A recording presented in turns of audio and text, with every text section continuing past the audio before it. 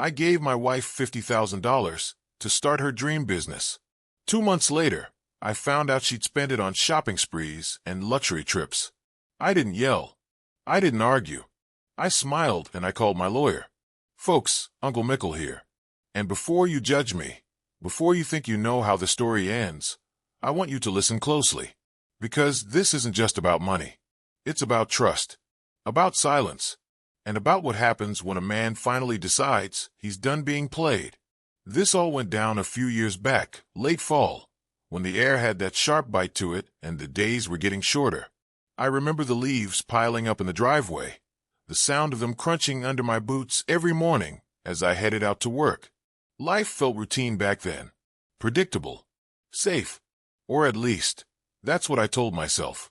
I was 46 at the time, married for 12 years, no kids, just me, my wife Jennifer, and a house that always looked perfect from the outside. White siding, neatly trimmed hedges, a porch light that clicked on automatically at dusk like clockwork. The kind of place people drove past and thought, yeah, they've got it figured out. And for a long time, I believed that too.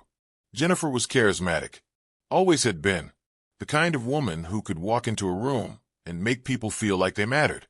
She talked fast when she got excited, used her hands when she explained things, laughed loud without apologizing for it. That energy, that's what drew me to her in the first place. So when she came to me one night, eyes shining, talking about starting her own business, I listened, not halfway, not distracted. I listened like a husband who believed in his wife.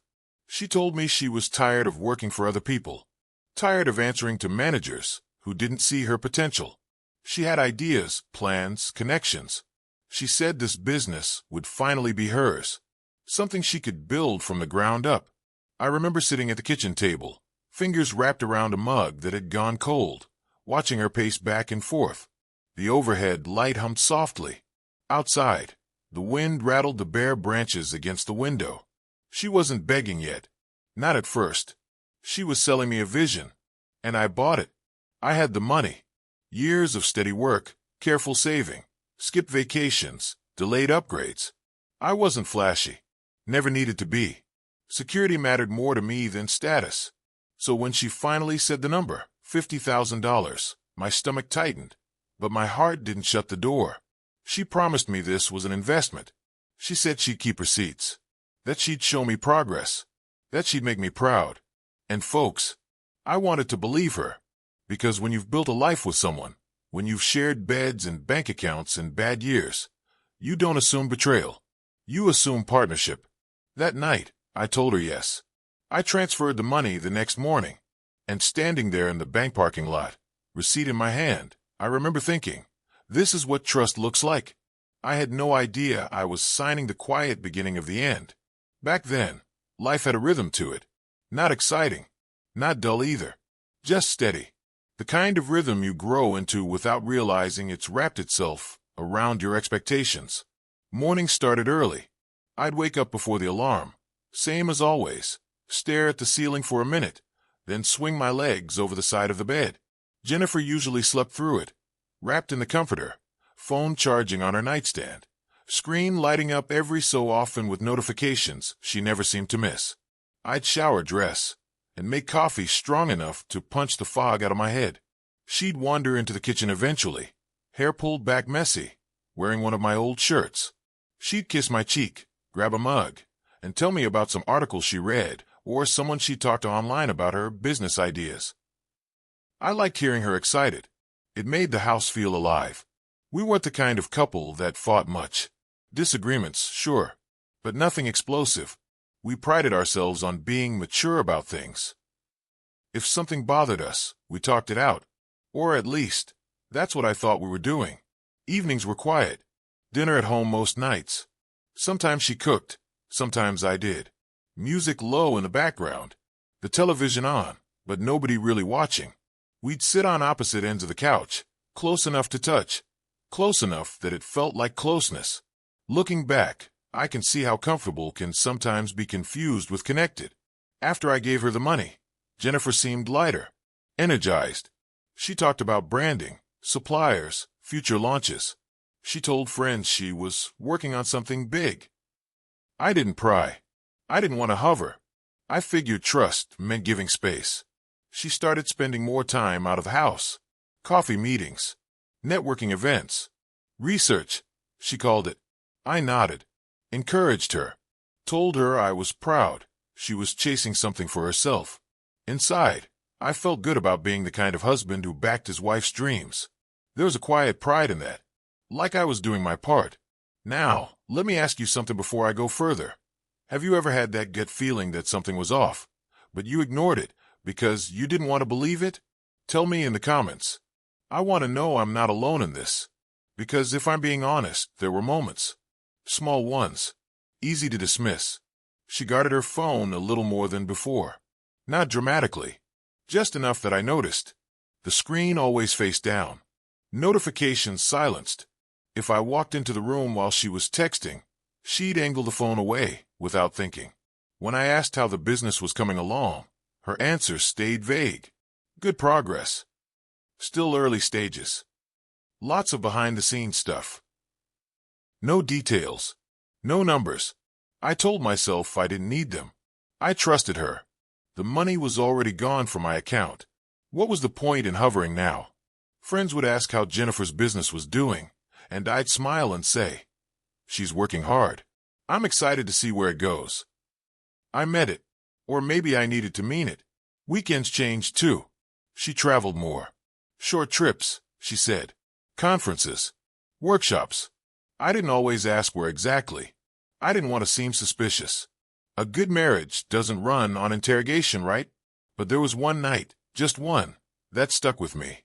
She came home late. Later than usual. The house was dark except for the kitchen light I'd left on for her. When she walked in, she smelled different. Not bad. Just unfamiliar. Expensive perfume. The kind she used to save for special occasions. I asked her how her meeting went. She paused. Just for half a second. Then smiled and said, "Great. Productive." That smile didn't reach her eyes. I told myself I was tired. That I was imagining things. That stress can make a man suspicious when there's nothing to be suspicious about. I kissed her goodnight and turned off the light.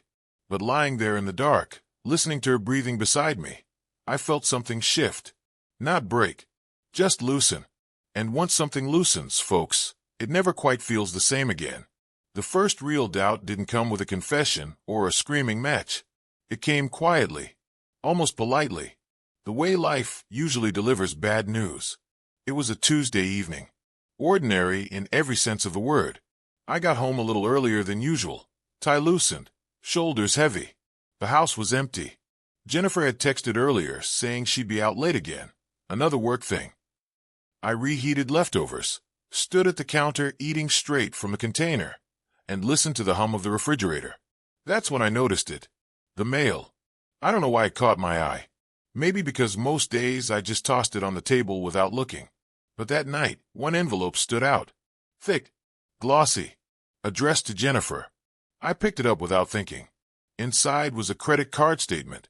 Not a business account. Not a new startup expense sheet. A personal credit card. One I didn't recognize. The balance made my chest tighten. Designer stores. High-end boutiques.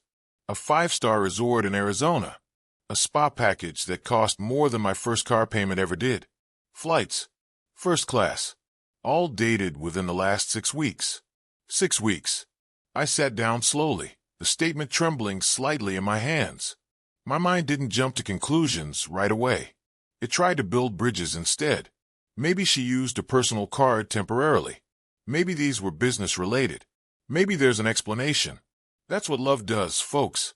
It explains things away before it ever asks hard questions. I flipped through the pages again, slower this time. There were no reimbursements. No vendor names. No marketing expenses. Just indulgence. Pure and simple. I checked the account holder name. Jennifer. Only Jennifer. No mention of the business. No LLC. No separation. My stomach sank. When she got home that night, I didn't confront her. Not yet. I watched instead. The way she kicked off her shoes. The way she avoided the table where the mail sat. The way she talked, fast, surface level, bouncing from topic to topic without ever landing. She told me she was exhausted, that things were moving fast, that I wouldn't understand the stress she was under. That stung more than I expected. I asked casually if she'd opened any new accounts for the business. She didn't answer right away. Then she laughed. Too quickly. Oh, just temporary stuff. Nothing to worry about. Temporary. That word echoed in my head long after she went to bed. Over the next few days, I started noticing things I'd never paid attention to before. Packages arriving while I was at work. New clothes in the closet with tags already removed. Sunglasses I'd never seen before. Shoes that definitely didn't come cheap. Still, I said nothing. I needed to be sure. Because once you accuse someone you love, you can't unring that bell. So I checked our shared accounts. The money I gave her? Gone. Every dollar. Transferred out in chunks. No paper trail that made sense. No payments to manufacturers. No licensing fees. No website development. Nothing that looked like a business being built. Just money disappearing. At work, I found myself staring at my computer screen, rereading the same email over and over. My chest felt tight. My jaw stayed clenched. I didn't want to believe what the evidence was quietly stacking up to say. That night, I barely slept. I lay there listening to Jennifer breathe, wondering when she stopped seeing me as a partner and started seeing me as a resource. And that thought, that was the one that hurt the most. Because betrayal doesn't always look like anger or cruelty. Sometimes it looks like comfort, like smiles, like someone trusting you'll never look too closely.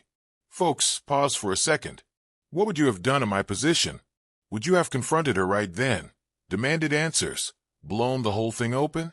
Or would you have waited, watched, and gathered the truth quietly? Drop your answer below. I'm curious what you would have chosen, because the path I chose next changed everything.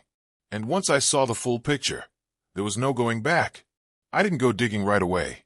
Not because I was afraid of what I'd find, but because some part of me was still hoping I was wrong. Hope can be a dangerous thing. For about a week, I played my role. Same routines. Same tone. Same quiet encouragement. I asked how her progress was coming along, nodded at vague answers, kissed her goodnight, like nothing inside me was cracking. But behind the scenes, I started paying attention. Real attention. I checked timestamps, bank transfers, dates on receipts. I compared them to her trips, her late nights, her meetings. Patterns started lining up in a way that made my skin crawl. One afternoon, I took a half day off work without telling her. Not to spy. That's what I told myself. Just to be present. When I pulled into the driveway, there was a delivery truck out front. Boxes. More than a few. I walked inside quietly. The house smelled like fresh cardboard and perfume. The living room was scattered with open packages. Shoes. Dresses. Handbags still wrapped in tissue paper. The kind of brands you don't buy by accident. There was no laptop open. No paperwork. No evidence of any business activity at all. Just indulgence. I stood there for a long time, hands on my hips, breathing slowly through my nose. I felt numb. Not angry yet. Not loud. Just hollow. That's when I saw her tablet on the couch. Unlocked. I know some folks will say I crossed a line here. Maybe I did.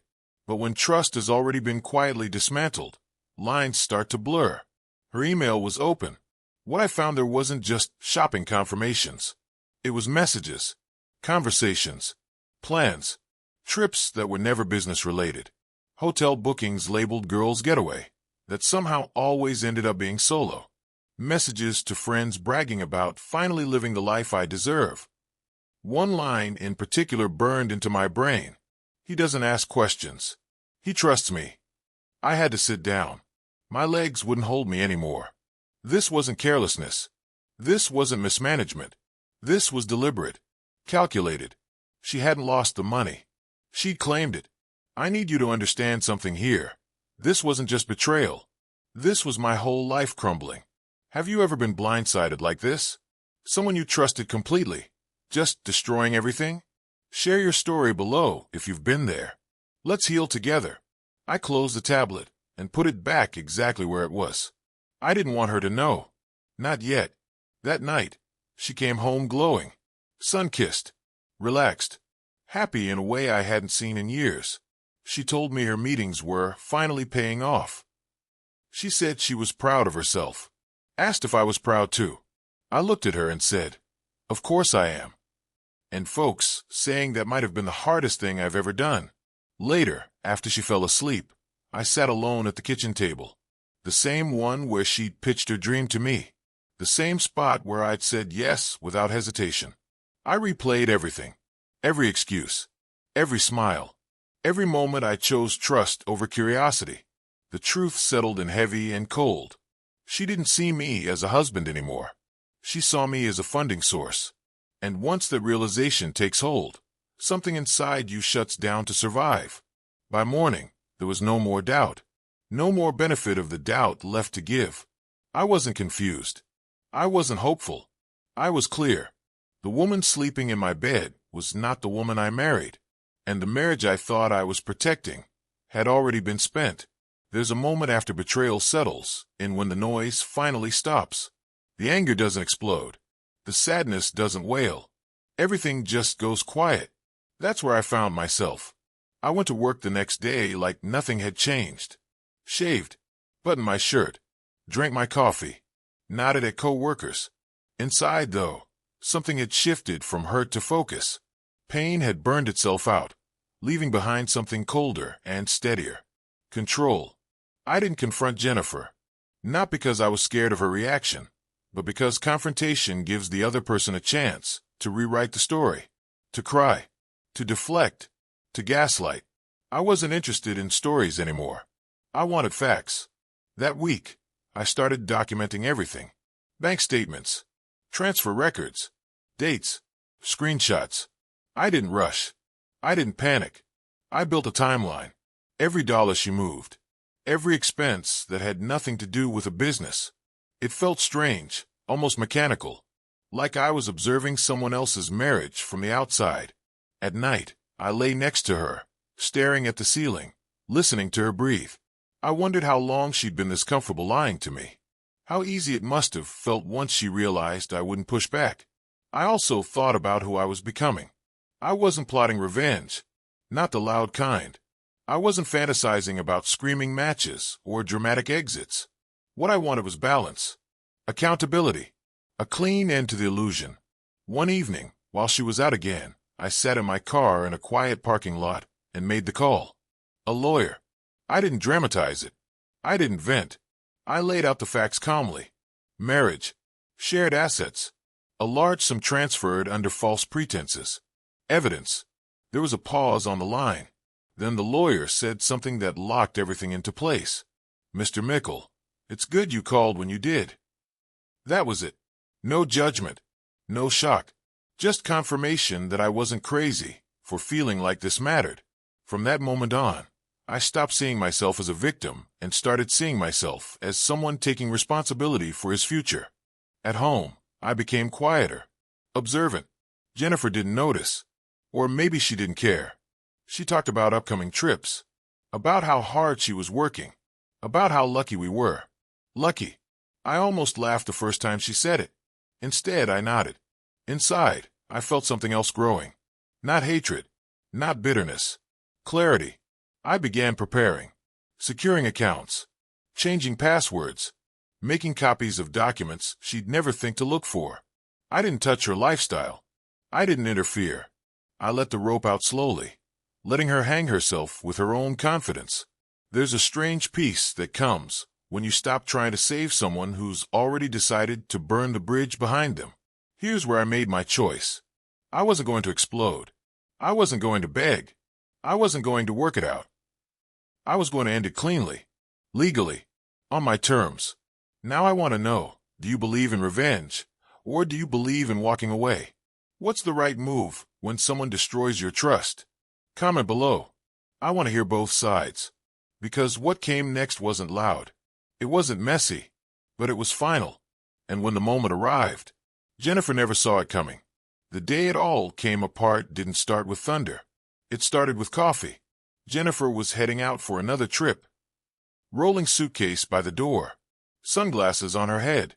talking about flight delays and how exhausting her schedule had become. She kissed my cheek and said she'd call me when she landed. I smiled. Not the fake smile I'd been practicing. A real one. Because I knew something she didn't. About an hour after she left, I made my second call of the day. The lawyer told me it was time. By noon, the paperwork was filed. Emergency financial injunction. Asset freeze request. Documentation attached. Every receipt. Every transfer. Every lie backed by numbers. By 2 o'clock, the bank accounts were locked. At 4:17 in the afternoon, my phone rang. Her name lit up the screen. I answered.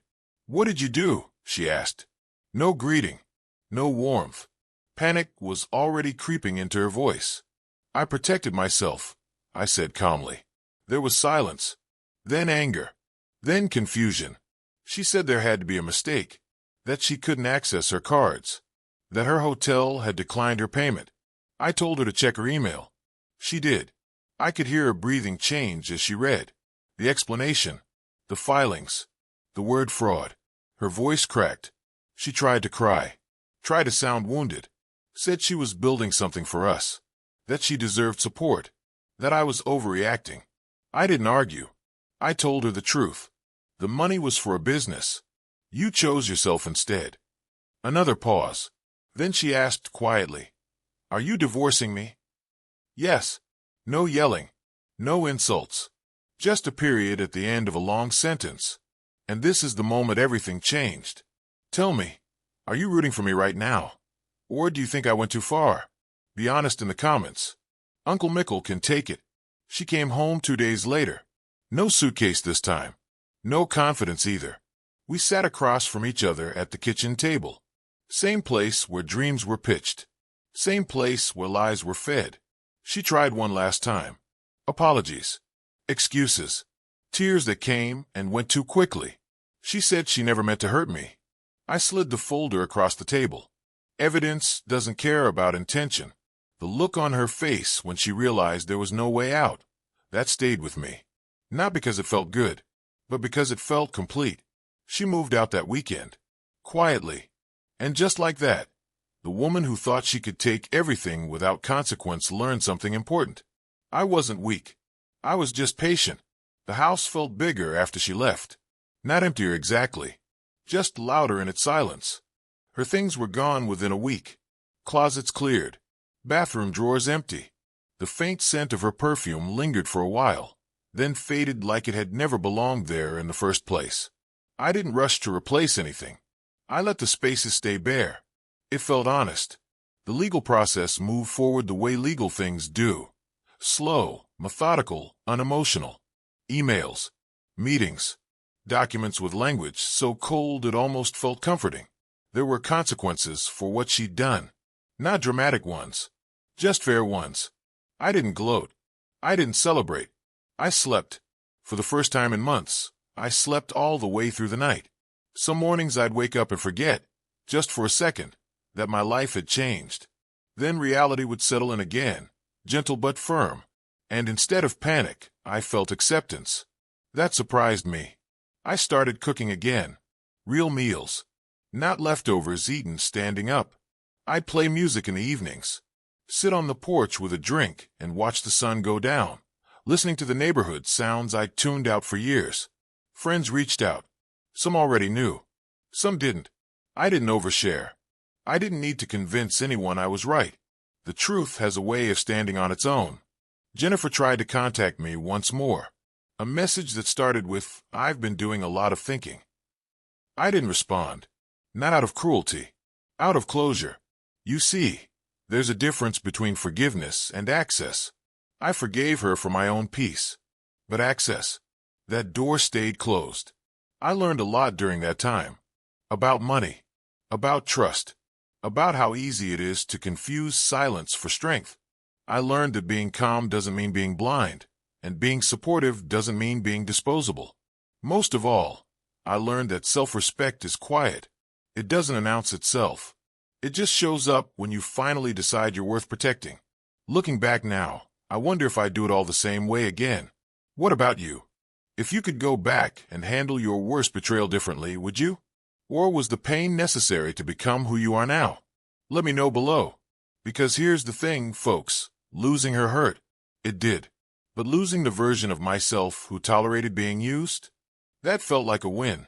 I didn't rush into anything new. Didn't chase distractions. I rebuilt slowly, intentionally, brick by brick. A life that didn't require me to ignore my instincts to keep the peace.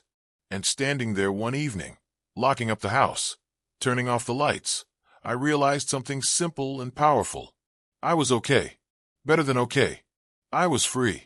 These days, when I look back on it all, I don't feel anger anymore. I don't replay conversations in my head or imagine saying things differently. Time has a way of sanding down the sharp edges, leaving behind only what matters. What stays with me isn't the money. $50,000 sounds big on paper, sure, but money can be replaced.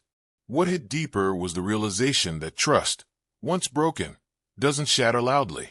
It erodes quietly, one ignored instinct at a time.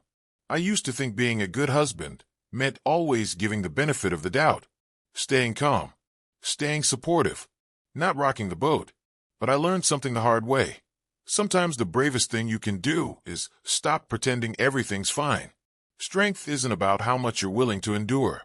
It's about knowing when endurance turns into self-betrayal. I didn't win in some cinematic way. There was no cheering crowd, no final speech. Just a man sitting alone in a quiet house, finally able to hear his own thoughts again. And you know what? That was enough. So here's my final question for you, and I really want to hear your thoughts. Is it better to forgive and move on, or to make sure they understand exactly what they lost? There's no wrong answer. Drop it in the comments, because every one of us draws that line in a different place. And wherever yours is, you're allowed to defend it. So that's my story, folks. If it resonated with you, go ahead and hit that like button, subscribe to the channel, and tell me in the comments where you're listening from. I want to know how far Uncle Mickle's voice travels. And if there's one thing I want you to take with you tonight, it's this. Never ignore your instincts just to keep someone else comfortable. Peace that costs you your self-respect is never peace at all.